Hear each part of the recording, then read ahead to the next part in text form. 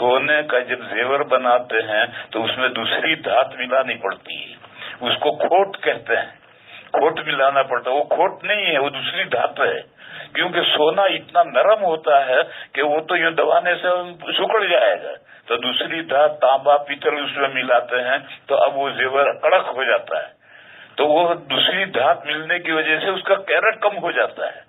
18 के बजाय 25 कैरेट का सोना हो गया, 28 कैरेट का सोना हो गया, तो अब कीमत कम हो गई, और 18 कैरेट का सोना ज्यादा है।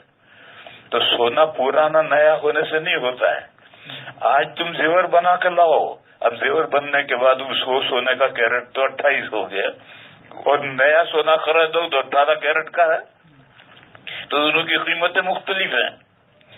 बहरहाल पुराने सोने की कीमत और है, और अगर हम नया सोना खरीदते हैं तो उसकी कीमत ज्यादा है। लिहाजा अगर हम ज़कात अदा करें तो पुराने सोने की कीमत के एतबार से निकालेंगे या नए सोने की कीमत के एतबार से निकालेंगे? ये खामखा का सवाल है।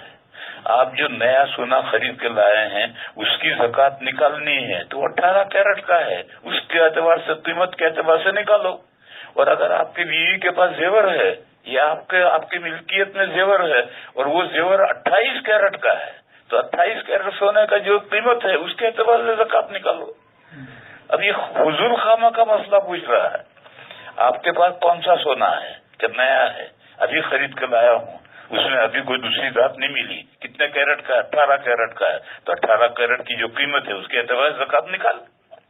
मेरे पास एक जेवर है, भाई जेवर, इस जेवर में लामहला खोट मिला है, कितने कैरेट है? जाकर सोनार से पूछो।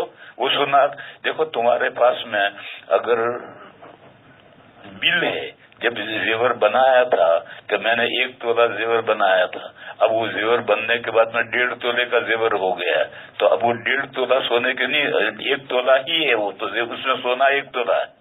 लेकिन अगर ये पता नहीं है, बिल नहीं है, पता नहीं है, तो जाकर सोनार से पूछो कि भाई इसमें कितने कैरेट का है, तो कहेगा 28 कैरेट का है। 28 कैरेट के सोने की क्या कीमत है? कि ये कीमत है, उसके एतबार से ज़कात निकालो।